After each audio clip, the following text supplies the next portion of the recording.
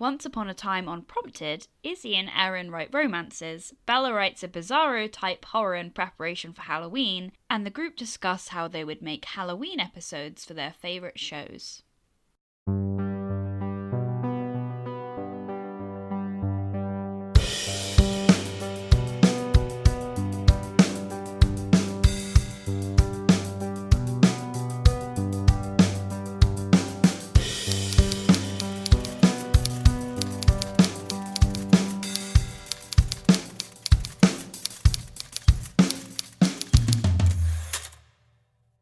Hello everyone and welcome back to Prompted. How are we all doing today? Good. We are all good. How did we find the prompt this week? Bella, you're wonderful, but I hated this prompt because I got so stuck.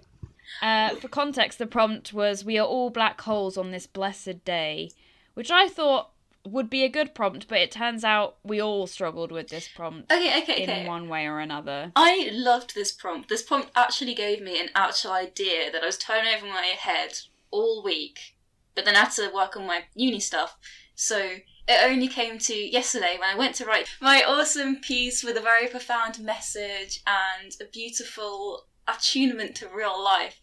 And then yesterday I had a bit of gin and could no longer deliver that great big message. So my piece took a different turn. And so I don't really blame the prompt this week. I blame myself. I struggled with this prompt because I had no idea what genre to do. So I wrote it an hour before we started recording.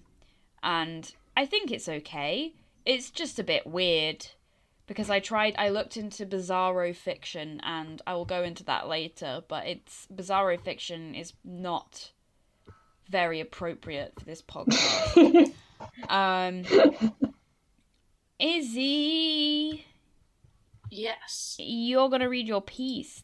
Tell us more. Yeah, okay, so, this is a beautiful piece. I've put down here that it was co-written by Sydney, our number one fan. When I say co-written, I mean he provided the gin. Sydney is not our number one fan. Okay, Sydney is... I don't even think Sydney listens to Prompted. Here's the thing, right? Sydney is my flatmate, and used to be Bella's flatmate, and he just flat out, every week I'll put on the group chats with my friends, my closest, dearest friends, and I'll say, oh, we've got a new episode out if you guys want to listen to it, and everyone goes, yeah, and Sydney will just outright go, no. But until... He's probably the opposite of our number one fan. I respect that. The amount of messages he must have had by now, because we're on season 3, I respect the fact that he's resisted listening for that long. Erin, Sydney is now a changed man, because the other day Erin put up an Instagram post about books that you read in one sitting, and Sydney commented on the post, which is engagement. Wait, did he? He did. I need to go and... I haven't checked the Instagram, I'm sorry. But I'll check it. I'll check it, I'll get back to him. You know what, I'm checking now. I'm sorry, guys. Guys, I'm sorry. I didn't realise that this post had 23 comments. So, I'll get back to you all. It's okay. Sorry, Izzy, who do you want us to play? Oh, sorry, Erin, can you be stage directions? Wonderful. Okay. Stephen and Stephen lie on the hillside under a mass of stars. Their picnic blanket is covered with cartoon robots. Stephen uses the picnic blanket as a pillow, as Stephen scribbles some notes on a napkin. We are all black holes on this blessed day. What's that supposed to mean? There are several layers to it, I suppose. Stephen pulls a bottle of Pinot Grigio out of Stephen's sleeve. Means nothing to me. That's a layer, yeah. Stephen takes a swig of wine. Stephen snatches it off him. You're saying I mean nothing to you? No, it's just poetry's inherent nature of meaninglessness that creates its gravity. Meaning? I'm going to be a poet. Stephen grabs a sausage roll from the picnic basket. Stephen takes the bottle back. You're a med student. There's a kind of poetry in that. There was a guy named Stephen. He had a boy named Sleven. But Stephen was a fool, ran away from med school, so his boy had to leave him. Wow. You're the one who called me a black hole. Isn't that romantic? No. You haven't heard the rest yet. I don't think I want to. Stephen throws his empty bottle across the grass. It rolls. Look, I know I'm not Shakespeare or anything. You haven't got the beard to be the bard. Or Byron, or Shelley, or Duffy, or Blake, or Wordsworth, or, the scandalous one. Narrow it down. Writes about sex. More details. Super controversial. Thomas More? Dame Judi Dench. What? Stephen takes a swig of alcohol. My point is, I might not be like those people. I just feel like it's my calling, you know? I've always been good with words. I know it won't bring half the salary of a doctor, but this is right. I can heal more people with poetry than I can with medicine. Stick to what you're good at. You haven't even read my stuff yet. You're always like this when you're drunk. Maybe, on some level. I've always wanted to be a poet. What happened to sharing a flat in London, eh? I'm not buying that for you. You've got to pay half the rent. I'll get clerks to transfer me. But I'll take extra shifts. when will I see you then? I'll have Sundays off. And even if I did have to borrow a little off you, you'll be on finance. It's not like I'll make you broke. This is all until I get published. Published? Roses are red, violets are blue. No one is worse at poetry than you. Great. Thanks. Stephen picks up the picnic basket and stands.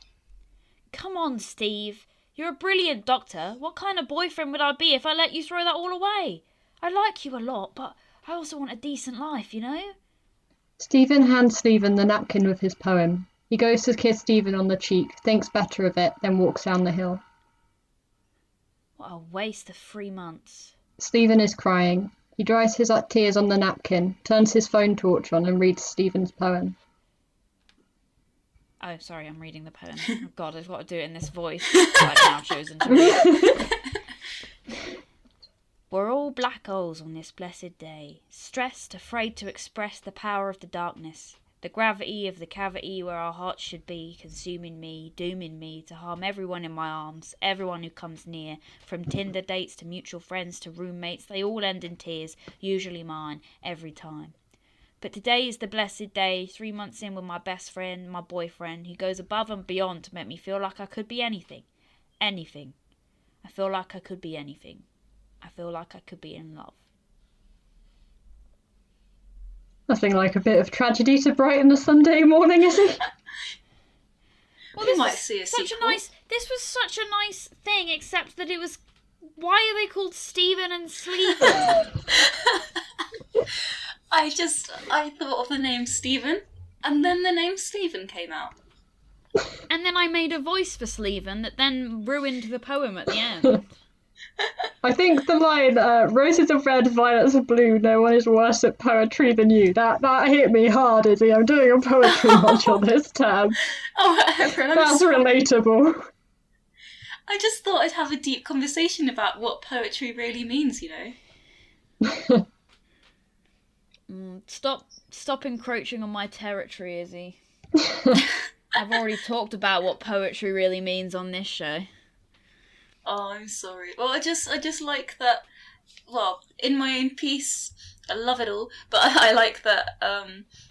He's saying that poetry is meaningless, but at the end, that poem is very meaningful to their romance. Yeah, I sounded very meaningful as I wrote it in Sleven's voice. Stephen could be meaningful.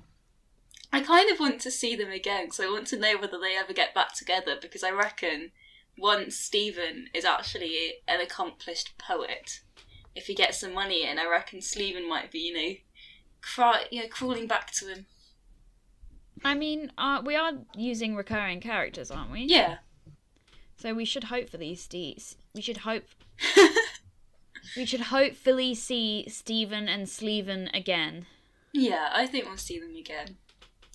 Also, like, when I co-authored this with Sydney, our flatmate, he thinks he's on Sleven's side, whereas I'm on Team Stephen. I mean, I'm on Team Stephen, but I will say Sleven has some kind of point in that it kind of sounds like this guy's got really drunk on wine and is just like, I'm gonna be a poet. And we'll wake up the next morning like, oh, what have I done?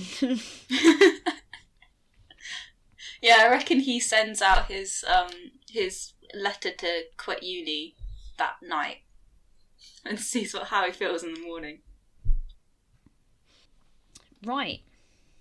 We've got more romance from Erin, haven't we? It's very cynical romance, I assure you. So I got really stuck on this prompt. So I just ended up thinking, well, I don't want to do another sci-fi right after I've done one.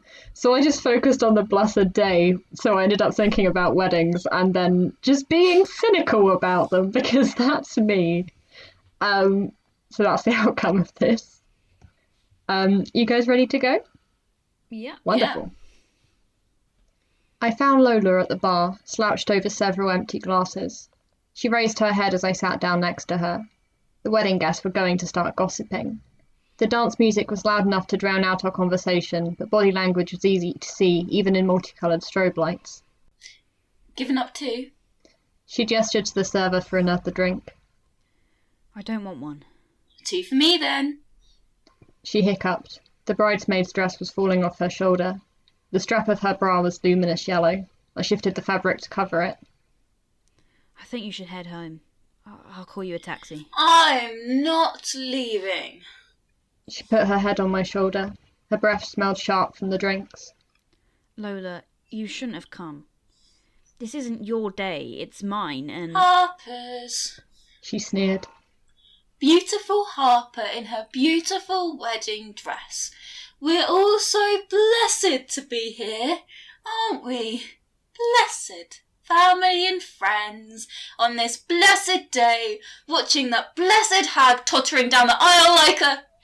I pushed the glass away from her outstretched hand. You're drunk. You need to leave. Do you love her? Her eyes weren't focusing on... Yeah. Her eyes weren't Her eyes weren't focusing on mine. She was swaying. You didn't fall for her straight away like me. Time to go. Doesn't answer my question, Max. You just saw me swear to love and cherish her. Of course I do. Why? I'm prettier than her. She doesn't like your basketball games. And I heard Marlene say that she's got this weird thing on... Lola! I glanced over at the dance floor. Hats and high heels had been discarded on elegant chairs, leaving people swaying in suits and dresses. More than a few people were looking over. My boss was blatantly staring. Two of my aunts from Manchester were huddled together, talking secretly. Just get out. It's cold outside. I don't care. You weren't invited. You have no right to be here, no right at all. I pulled her chair back and gestured towards the door. She frowned at me, still swaying. You'll come back to me? She prodded her finger into the front of my suit. When she gets tired of your snoring and your chipped nail polish and all those stupid pasta bakes, you'll come back to me. She headed out unsteadily, still gripping an empty glass. I didn't realise I'd been holding my breath until the door slammed behind her. The seating plan for the wedding dinner fell down and slid under a pile of discarded coats. Max? I turned to see Harper standing uncertainly behind me. The flowers were beginning to fall out of her hair. There was a smudge of cake icing on the side of her mouth. I could tell the heels were starting to hurt her feet from the way she walked, tottering slightly. She had never looked more beautiful. Lola's gone. I should have called security. And be known as the couple who threw out an ex at their wedding? We never lived that down. Well, you gave everyone good cake. That should silence any rumours. I laced my fingers through hers. Fancy a dance? Without a jealous ex watching from the corner? She grinned like Lola never did and led me towards the music. Oh, Oh, that's quite cute, though. Yay! Why would you invite an ex into the wedding? Why would you invite your ex to a wedding unless you wanted them to ruin your wedding? I think Or unless she you want to get crashed married. it. I think she crashed crashed it. the wedding. Yeah, because he said, I didn't invite you. You have no right to be here. So Oh, sorry. she wasn't Completely missed that. invited. So she just turned up to sorry. someone else's wedding, got drunk, and just started crashing it. That's ruined someone's wedding. That's dramatic.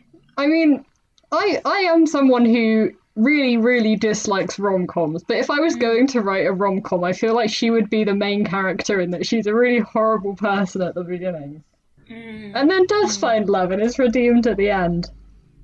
Yeah. Yeah, I don't like Lola. I feel very sorry for Max and Harper. She was fun to play, though. And I wonder whether it's a sort of thing where maybe the way that Max has been leaving it, maybe she does kind of have reason to think that there's still something between them. I mean, I think the fact that he's getting married suggests that there isn't something between them, but that might just be my personal opinion. No, I agree. I mean, when have marriages ever stopped rom-coms, really? Erin, Let's be real. Can you write the baby shower where she just turns up again and is like, so are you sure you're not still in love with me, right? Just do like the world's most cynical recurring rom-com where just nothing good ever happened. Their 50th anniversary, and she just like hobbles up. Are you sure it's not me you're in love with? You're coming back to me next.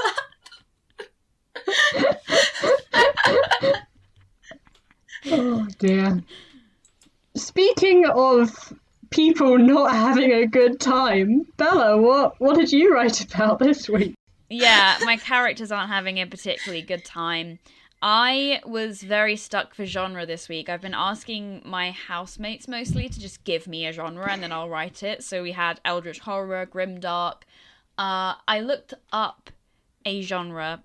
I looked into weird genres and I found a genre called bizarro, which instantly stuck out to me because of the name. I love the word bizarro.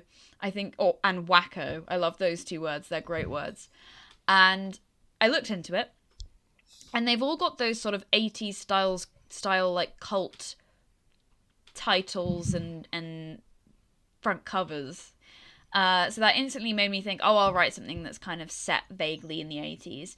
And bizarro is, I think, kind of just very weird, very kind of gross, just not very uncomfortable fiction. There were some very inappropriate names, so I did steer away from it slightly. I didn't go quite as bizarre as some of those things were, because I think we were veering into the territory of body horror and like some sexual things that I didn't want to delve deeper into. So I kind of just wrote another sort of dystopian horror, grimdark, weird thing.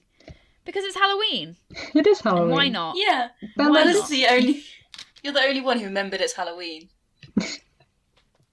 Well, yeah. Well, I mean, it was Halloween yesterday, technically, because this podcast is coming out on November the 1st. So that means it is coming out the day after Halloween and on the day of my sister's birthday. Happy belated Halloween and happy birthday to my sister, who is 18. 18. And therefore, I hate it when little siblings become 18. I am a little sibling, Izzy. It's rude, Erin. What you did was rude. Undo it. Therefore, because she's 18, I've made my piece PG-18. I'm joking. I'm joking. Bella, is this... So this is like the Marnie from the Eldritch Horror one, but not Yeah, so recurring characters. Do you want the same voice for Marnie? She's still a bit ditzy and a bit, like, she still doesn't believe in shoes or mountains. What was or the whatever. voice I used? Wait, we've got a Marnie Marnie's voice. I wouldn't... Yeah, I know. We have. Basically, I've got a set of 6 characters that I've created that I'm going to reuse in pieces and plop them into different universes. So in this universe, in one universe, Marnie was an Eldritch Horror. In this universe, she no longer is. She's just a regular girl. But, like, she is still the subject of the horror of this piece.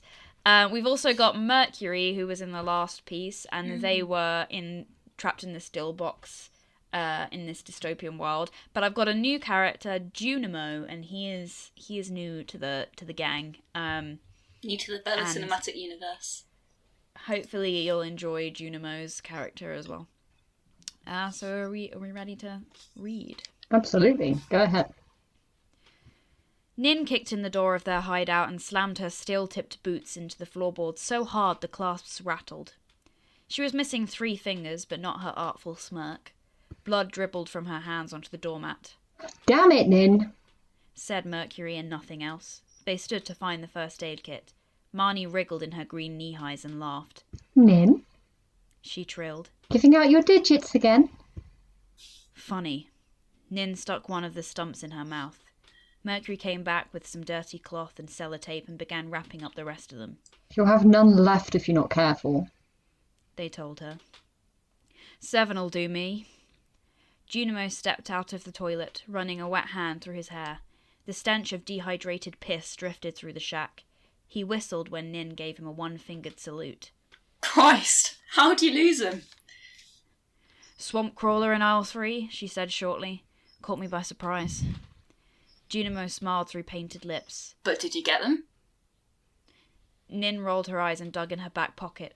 She threw him a pack of Salem's. Bit soggy. Oh, wicked. He took one out with chipped teeth. Anyone got a light?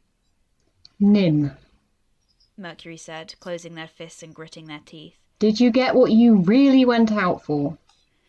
Would be dumb if I didn't. She lifted one of her butchered hands and glared, seeing as 2 of us need it now. She opened her jacket and pulled out a bottle of antiseptic. It was pink. Mercury snatched the medicine and stomped over to Marnie, sitting hard on her legs. Marnie wriggled again and immediately lifted her shirt, exposing her torso and her small, pale breasts. There, nearly in the middle of her chest, was a large, brown bog leech.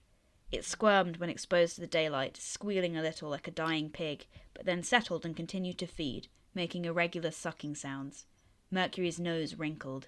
Get her arms, June, they said, and he did, pinning them above her head with one long hand. Start a fire, please, came the next request, and Nin started to bulk out the fireplace with old newspaper clippings. Marnie stared down at her parasite with large eyes. Will it hurt? She whispered, chewing on her lip. You're good, Marnie.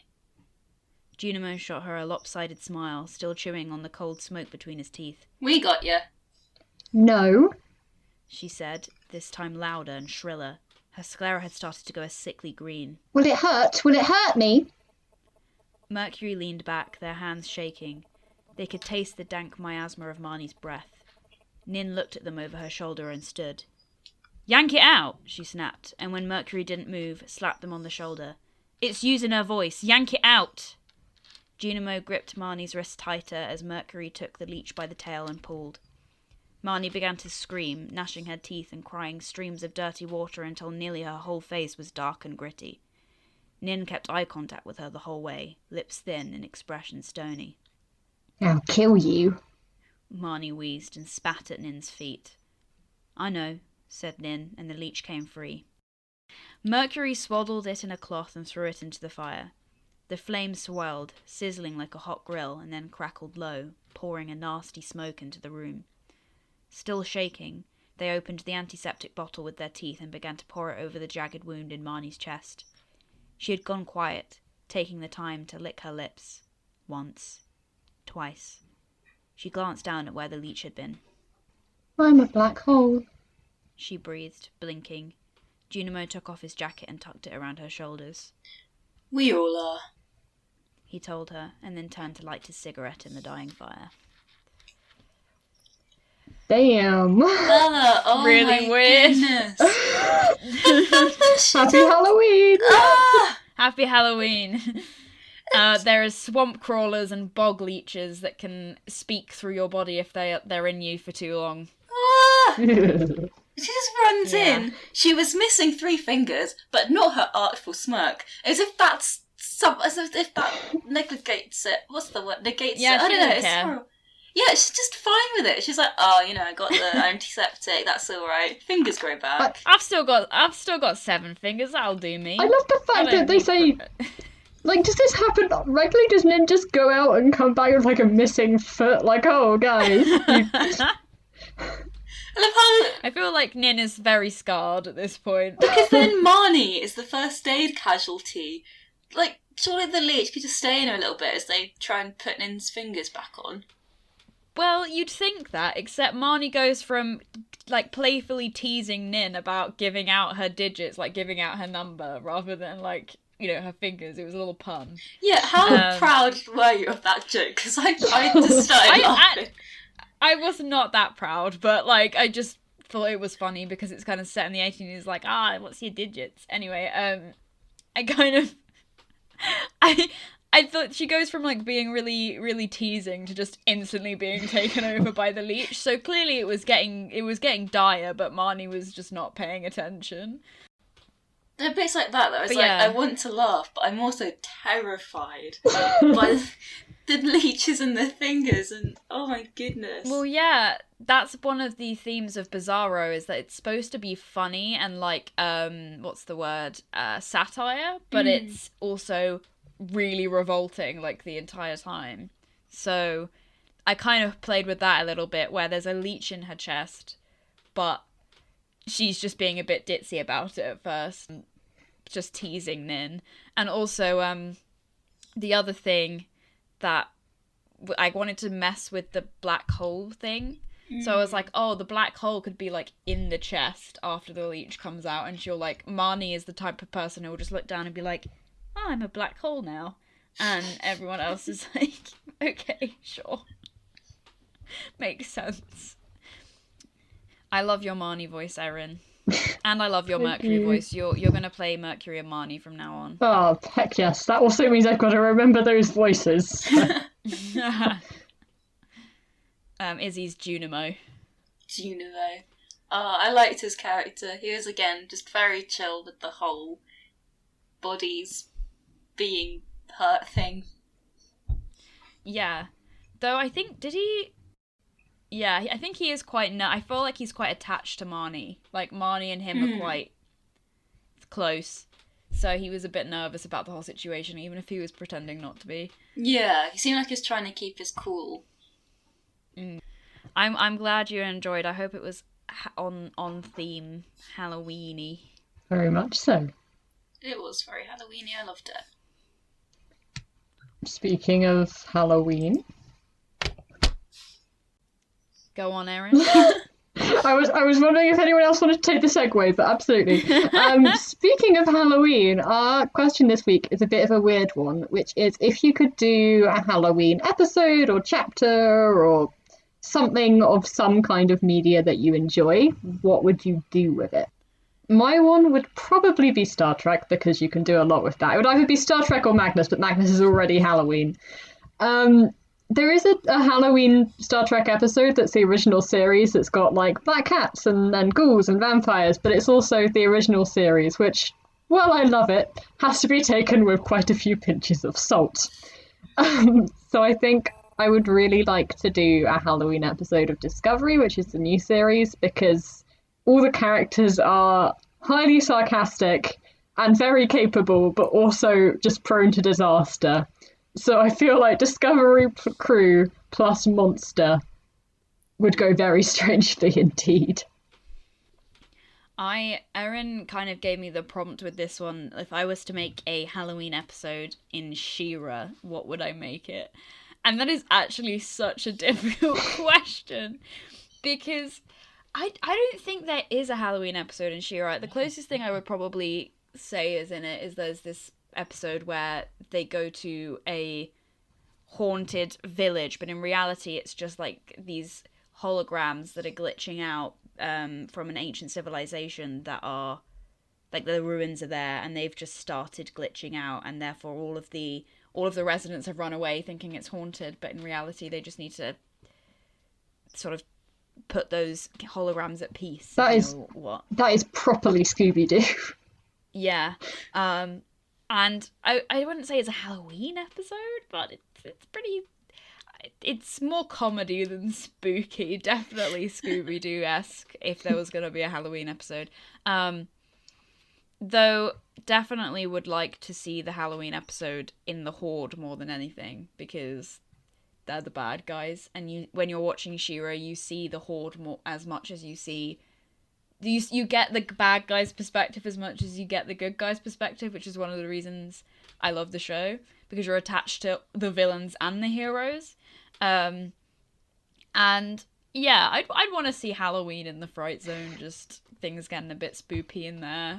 They're mostly spoopy anyway, but getting more spoopy, I guess. Izzy, how about you? I still can't think of a good answer to this question because all of the TV shows that I watch are always really sort of the oldie comedy ones. And so I have no idea what to do with them because it's already been done. Like, Only Fools and Horses, Friends, Yes Minister. Those are the ones that I kind of watch. Fresh Prince of Bel-Air, I love that show. So I don't know what I don't want to do something more fresh. I don't know. I just keep thinking about, when I think about TV specials, I just can't stop thinking about Phineas and Ferb. Because I'm a child, but also because I'm taking advanced screenwriting, and we're learning the formula with Erin, and we're learning the formula of how we should make a TV show, and Phineas and Ferb is so formulaic, so when it comes to making specials like Halloween and things, it's just quite easy. They can just have Phineas and Ferb invents a giant pumpkin farm, and boom, you're done. You've got a special. So, what about a catfish Halloween special? How would you work that one? What's a catfish Halloween? Catfish. So Catfish is the TV show that Bella introduced me to, where you have people, someone would be in a relationship with someone else online, but this other person's been acting a little bit fishy, like they won't agree to meet up, a little bit sus, and so they finally meet up, and you get to work out whether that person is actually who they say they are, or whether they're a catfish, using a fake identity. So Catfish Halloween is just the catfish is a murderer, right? I feel like you couldn't plan that. You couldn't plan that as a special, though, as it's a reality TV show. So, though to be fair, there was a catfish special where they culminated some stories that they'd either heard about from people who didn't want to be on the show, or like they couldn't air, that were about like quite scary people, which. Like one of the scariest ones was like the catfish was like her roommate, but her roommate was just getting very jealous about her boyfriend or something, and then created this really freaky online persona to like scare her, but it was just her roommate the whole time. Well, yeah, so that is creepy. Yeah, it was creepy. That is real life creepy, as opposed to horror movie leech in chest creepy. Yeah. Have you guys listened to EOS 10? No. It's a very good podcast series that's about a space station. It's absolutely hilarious. I would really recommend it.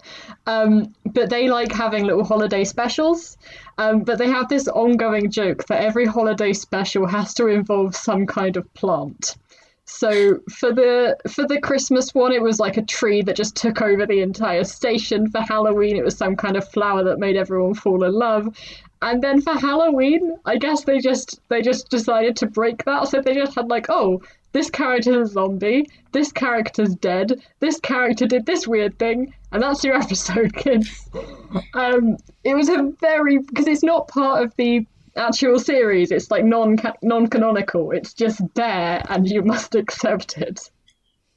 That sounds cool. I always find specials sometimes they're a little bit awkward, aren't they? Because it's like someone's taken their cool show and they've just forced in the theme of Halloween, even though maybe the characters might not even celebrate Halloween that much. Suddenly they've got this huge Halloween party where every single person they've ever met comes and joins them, and there are all of these dramatic characters together.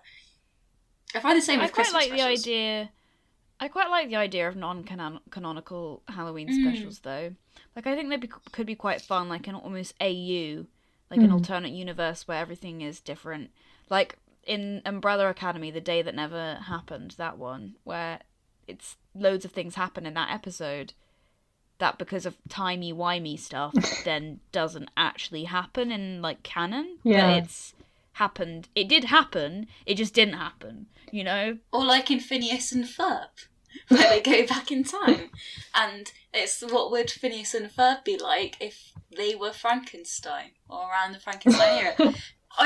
That's terrifying. When Disney Plus came out, you watch all of the greats and the Disney classics, and then you just have to find other stuff. So Phineas and Ferb is what I found.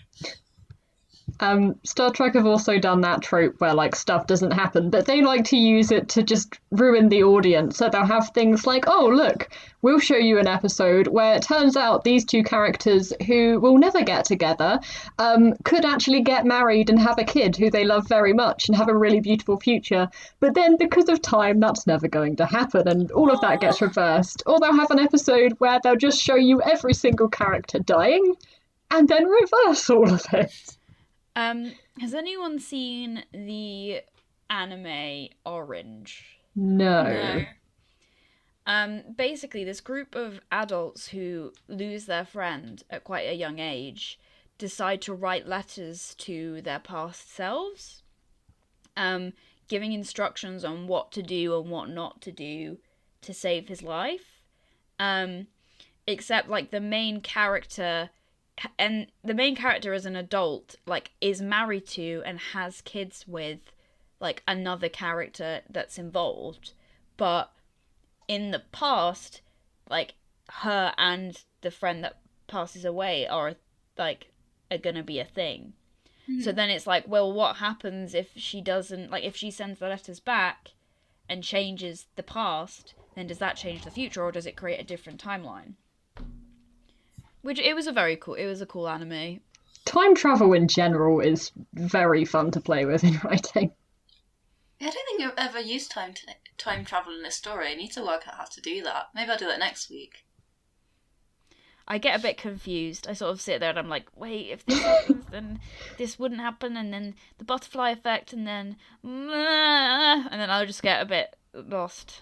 Yeah, I mean, there's 3 different theories. Yeah. What are the 3 theories?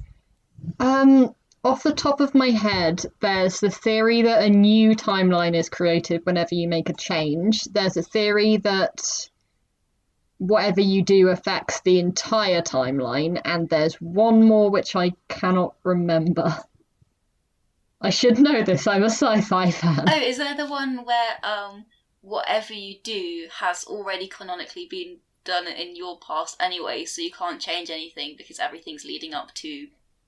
I think so, like that kind of idea of like, oh, no matter what you do, it's gonna happen. Like in Doctor Who, like, and almost like this almost like this timeline has omniscience, and it's technically already happened, and you didn't know that you going back in time actually caused this thing that has already happened anyway, so it doesn't actually change anything. It's like a paradox. I like how Doctor Who does it, because it can just fly around to different points in time, and every single time they properly raise the stakes, because their one is, these actions have consequences. If we don't save the world now, then the world will be dead. This has been a very spooky episode. I very much enjoyed this spooky episode. There's been romance, which is extra spooky. There's been horror, which is slightly less spooky than romance, in my opinion. And we talked about Halloween episodes, and I got to talk about She-Ra, which is always a bonus. You can talk about She-Ra whenever you like, Bella. I love She-Ra. She-Ra's great. I recommend She-Ra to everyone. I would say no pressure, but there is so much pressure from me right now to watch She-Ra. You better do it. Bella, is it on Netflix? Yes! May I suggest a movie night? Yes! Oh my god, Erin, I want to watch She-Ra on Netflix Party with you so bad. And Izzy, you better get involved. I've been bugging you about this for ages. Fine, I'll watch She-Ra. Can we all watch it together on Netflix Party? The next prompted episode is just our reactions to She-Ra. That's it. That's the whole episode. It's 5 seasons, so it might take us slightly more than a week to That's watch very it. fair. Only a little bit more. We could binge it all in one day. I did watch an entire Supernatural season in 2 days once, and it was glorious. For reference, that's 24 episodes times 45 minutes. I mean, I think because all the episodes are like 20 minutes or like 22 minutes long. So, right, there are 19 hours of She-Ra. So technically, we could watch it in a day. I don't recommend it, though. We wouldn't be very healthy, but it is technically possible. Yeah. I don't recommend it. I feel like we should do a season at a time, if that, you know? Prompted does not inverse binge watching to an unhealthy level. Though I would definitely be down for a She-Ra marathon, to be honest. Okay. On that note about She-Ra, please watch She-Ra. We'll wrap up the episode. Thank you so much to all of our writers on today's show, and thank you so much to all of you for listening. To support us, subscribe to our Patreon, which is at www.patreon.com/promptedwritingpodcast. On there, we do bonus content and shout-outs, and many more things. And our YouTube, which is Prompted Writing Podcast, is also a good thing to check out. Be sure to leave us a review telling us what you think. For more prompts and writing, find us on Instagram at Prompted Writing Podcast. Thanks so much again for listening, and we'll see you all next week.